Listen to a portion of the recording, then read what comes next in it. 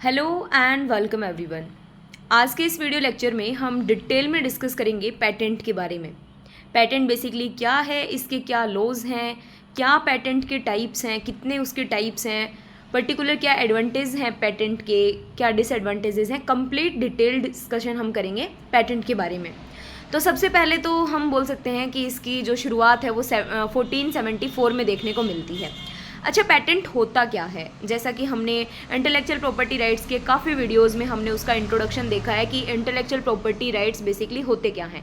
तो आईपीआर का ही एक पार्ट है पेटेंट, या आईपीआर का ही एक टाइप है। मतलब हम बोल सकते हैं कि पेटेंट एक एक्सक्लूसिव राइट है जो कि किसी अलग अलग इन्वेंशन के लिए किसी भी इंटेलेक्चुअल प्रॉपर्टी के ऑनर को प्रोवाइड किया जाता है। इसका मेन पर्पस क्या होगा? देखो, अगर कोई पर्टिकुलर इन्वेंटर है तो उसको एक्सक्लूसिव राइट दिए जाते हैं ताकि वो अपने इन्वेंशन को, साइंस को प्रमोट कर सके और उसका प्रोग्रेस कर सके। यही पेटेंट को किसी भी पर्टिकुलर पर्सन को प्रोवाइड कराने का मेन एम रहता है।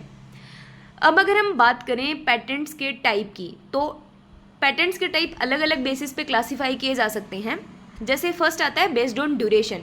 ड्यूरेशन के बेसिस पे हम दो तरीके के पेटेंट्स देखते हैं, फुल टर्म पेटेंट और शॉर्ट टर्म पेटेंट। अब फुल टर्म पेटेंट का क्या मतलब होगा? जो ज़्यादा पीरियड ऑफ टाइम के लिए दिया जाएगा। देखो, बेसिकली हम देखें, अगर ट्रेड सीक्रेट को छोड़ दिया जाए तो मोस्टली जो इंटेलेक्चुअल प्रॉपर्टी राइट्स होते हैं उनका एक पर्टिकुलर ग्रांट पीरियड होता है कि इतने साल तक के लिए ये जो पर्टिकुलर कोई ऑनर है उसको दिया जाएगा। तो फुल टर्म पेटेंट की अगर बात की जाए तो इसका मैक्सिमम पीरियड फॉर ग्रांट होता है 20 साल। और बहुत बार ये ऑब्जेक्टिव क्वेश्चन में पूछा जाता है कि पेटेंट का जो टाइम पीरियड होता है कितने टाइम के लिए ये प्रोवाइड किया जाता है। तो ये अप टू 20 ईयर्स प्रोवाइड किया जाता है। और उसके बाद ये 20 ईयर्स जो है ये भी फ्लक्चुएट होती हैं based on the patentable material.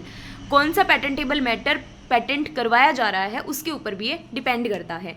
और फुल टाइम जो पेटेंट है उसकी सबसे इम्पॉर्टेंट चीज़ है कि जो आप पेटेंट करवा रहे हो उसमें नोवेलिटी होनी चाहिए। नोवेलिटी का मतलब होता है नयापन होना चाहिए। जो इन्वेंशन है वो एकदम नया होना चाहिए। फिर आता है short term patent. Short term patent का मतलब क्या है? लगभग 20 साल से कम होना चाहिए, यानी कि ये मैक्सिमम 10 साल तक के लिए दिया जाता है। उसके बाद में या तो उसको रिन्यू करवाओ या फिर उसके लिए वापस अलग से फाइल को जो है करवाओ। Such patents grants for smaller inventors.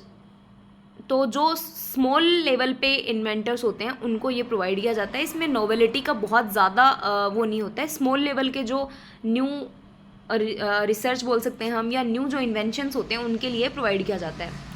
अब जो सबसे ज़्यादा इम्पॉर्टेंट क्लासिफिकेशन आता है पेटेंट का, वो आता है पेटेंट को 3 कैटेगरीज में क्लासीफाई किया जाता है। यूटिलिटी पेटेंट आता है पहला, दूसरा आता है प्लांट पेटेंट आता है, और तीसरा आता है डिज़ाइन पेटेंट। ये जो पेटेंट के टाइप्स हैं ये बहुत ज़्यादा इंपॉर्टेंट है। एग्जाम्स में बार बार यही पूछे जाते हैं। और अगर पूछा जाए कि पेटेंट का क्लासिफिकेशन, तो आपको यही लिख के आना है कि पेटेंट 3 तरीके के हो सकते हैं, utility patent, design patent and plant patent. अब जैसा इनका नेम इंडिकेट कर रहा है, यूटिलिटी पेटेंट, यानी कि ऐसे किसी मटीरियल को इसमें पेटेंट करवाया जा सकेगा जिसकी पर्टिकुलर कोई यूटिलिटी हो। तो पर्टिकुलर किसी भी यूजफुल फंक्शन को अगर कोई पेटेंटेबल मटेरियल परफॉर्म कर रहा है तो उसके लिए जो पेटेंट दिया जाएगा उसे हम बोलेंगे यूटिलिटी पेटेंट। इसके फीचर्स क्या होंगे कि ये या तो किसी नई यूजफुल प्रोसेस के लिए प्रोवाइड किया जाएगा, या किसी मशीन के लिए, या किसी मैन्युफैक्चरर को, या किसी पर्टिकुलर मैटर के कंपोजिशन के लिए इसको प्रोवाइड किया जाएगा। और इसके लिए जो ये ग्रांटेड जो होता है वो लगभग 20 ईयर्स तक हो सकता है। और जितने भी पेटेंट जितने करवाए जाते हैं किसी भी पेटेंटेबल मटेरियल को लेके, उसमें से 90% जो पेटेंट होते हैं लगभग वो यूटिलिटी पेटेंट्स के अंदर ही पेटेंट करवाए जाते हैं। नेक्स्ट आता है डिज़ाइन पेटेंट। तो यहाँ पर भी जैसे नेम इंडिकेट कर रहा है कि पर्टिकुलर किसी डिज़ाइन को, किसी ऑर्नामेंटल कैरेक्टरिस्टिक्स को, लाइक शेप हो गया, किसी आर्टिकल की सरफेस होगी, किसी मैन्युफैक्चरर की आर्टिकल की सरफेस होगी, इन सबको अगर पेटेंट करवाया जाएगा तो वो डिज़ाइन पेटेंट के अंदर कंसिडर किया जाएगा, जिसका जो ग्रांट पीरियड है वो 14 ईयर्स का है।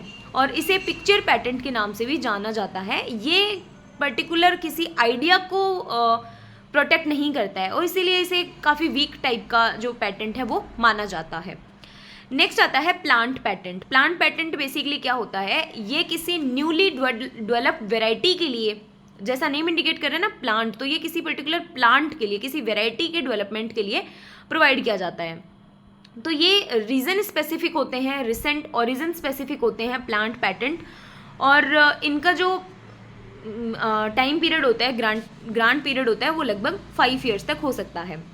इसके मेन फीचर्स की बात करें, अगर हम पैटेंट के मेन फीचर्स की बात करें, तो एक पैटेंट जो है उसमें कोई एब्स्ट्रैक्ट हो सकता है, किसी इन्वेंशन का डिस्क्रिप्शन हो सकता है, कोई आर्ट हो सकती है।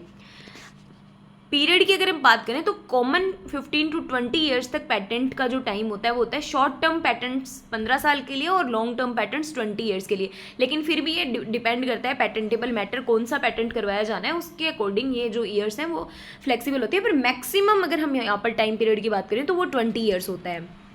रजिस्ट्रेशन की बात करें तो ये कंपलसरी है और रजिस्ट्रेशन करने के लिए फ़ीस चार्ज की जाती है, आपको पता है। और आज के टाइम में जब हमें इंटरनेशनल लेवल पे पैटेंट को रजिस्टर कराना है तो हम पैटेंट कॉर्पोरेशन ट्रीटी की हेल्प से जाते हैं। पैटेंट कॉर्पोरेशन ट्रीटी के बारे में हमने प्रीवियस वीडियो लेक्चर्स में भी डिस्कस किया है और आप वहाँ पर जाकर देख सकते हैं। वैलिडिटी की बात करें तो अगर पैटेंट की बात कर रहे हैं तो ये ओरिजिनल कंट्री जिसमें पैटेंट करवाया गया है उसी में लागू होगा, और इसे इंटरनेशनल लेवल पे ले जाने के लिए ही पैटेंट कॉर्पोरेशन ट्रीटी का इन्वेंशन का इंट्रोडक्शन हुआ था। ठीक है, इसके अलावा इसमें पैटेंट में कौन कौन से आइटम्स को कवर किया जा सकता है, किस किस पर्टिकुलर प्रोडक्ट के लिए मिल सकता है, तो ये किसी भी न्यू प्रोसेस, किसी भी प्रोडक्ट की इन्वेंशन, डिवाइस, इनोवेशंस जिसका कमर्शियल या इंडस्ट्रियल एप्लीकेशन किया जा सके। देखो, जब हम आईपीआर की बात करते हैं, मतलब इंटेलेक्चुअल प्रॉपर्टी राइट्स की बात करते हैं, तो ये उन्हीं इन्वेंशंस के लिए दिया जाता है जो कि सोसाइटी के वेलफेयर के लिए इन फ्यूचर काम में लाए जा सकें। ठीक है, एक तो पॉजिटिव बेनिफिट होना चाहिए सोसाइटी के ऊपर, ऐसा नहीं हो कि ऐसा कुछ है जिसको हम पब्लिक में यूज़ ही नहीं कर सकते, वो सोसाइटी का उसमें वेलफेयर नहीं होगा, तो ऐसे पर्टिकुलर आइटम्स को कवर नहीं किया जाता है इंटेलेक्चुअल प्रॉपर्टी राइट्स में।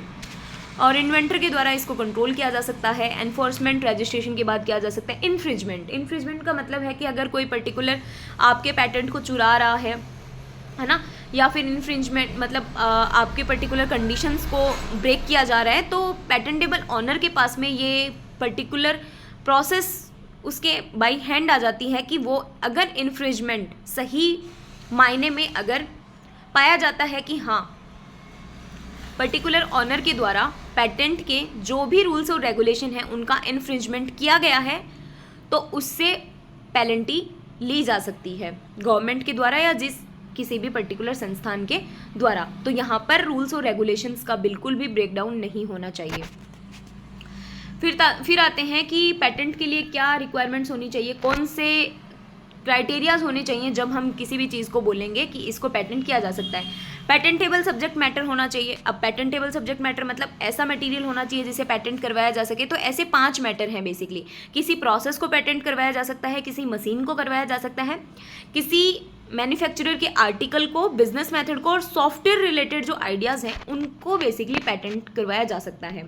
फिर आता है कि जिसको पैटेंट करवाना है उसमें नोवेलिटी होनी चाहिए, उस आइडिया में उसकी यूज़फुलनेस होनी चाहिए, और वो ग्रांट जो पर्टिकुलर पैटेंट का ग्रांट लेने के लिए उसमें सफिशिएंट जो क्वालिटीज़ हैं वो होनी चाहिए। नॉन पैटेंटेबल पैटेंट मैटर में क्या आएगा, नॉन पैटेंटेबल जिसको नहीं करवाया जा सकता पैटेंट, कोई भी आइडियाज़, मेंटल प्रोसेस, नेचर के लॉज हो गए, फिजिकल फिनोमिनाज हो गया, और literally dramatic musical artistic work. क्योंकि लिटरली ड्रामेटिक म्यूजिकल और आर्टिस्टिक वर्क जो है वो हम आईपीआर के कॉपीराइट में पढ़ते हैं, यानी कि कॉपीराइट प्रोटेक्शन इनको दी जाती है, इनके लिए हम पैटेंट बेसिकली नहीं करवाते हैं।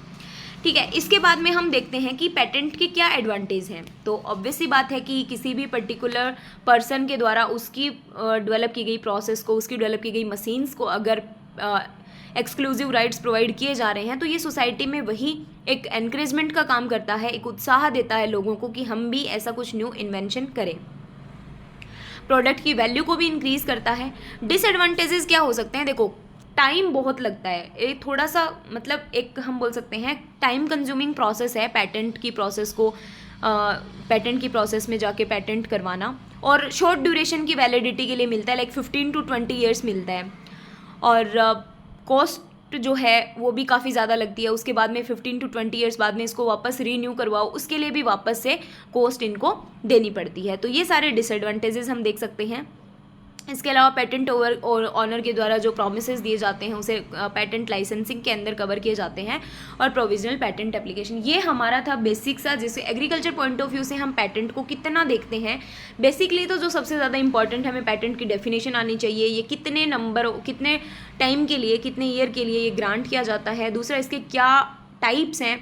उसके अलावा इन्फ्रिंजमेंट को पढ़ना है। अगर आपको प्रोसेस भी इसकी समझनी है तो आप नीचे कमेंट सेक्शन में कमेंट करके लिख सकते हो। हम किसी नेक्स्ट वीडियो लेक्चर में इसकी जो कंप्लीट प्रोसेस है उसको भी डिस्कस कर लेंगे कि आखिर पेटेंट फाइल कैसे किया जा सकता है। इसके भी 2 मेथड्स होते हैं, ऑनलाइन और ऑफलाइन मेथड्स होते हैं, तो वो एक काफ़ी अलग प्रोसेस है जिसको हम किसी नेक्स्ट वीडियो लेक्चर में डिस्कस करेंगे। तो ये हमारा ओवरऑल था पेटेंट के बारे में कि ये क्या चीज़ है, क्या इसके टाइप्स हैं और किस तरीके की प्रोसेस और पेटेंटेबल मैटर कौन सा है।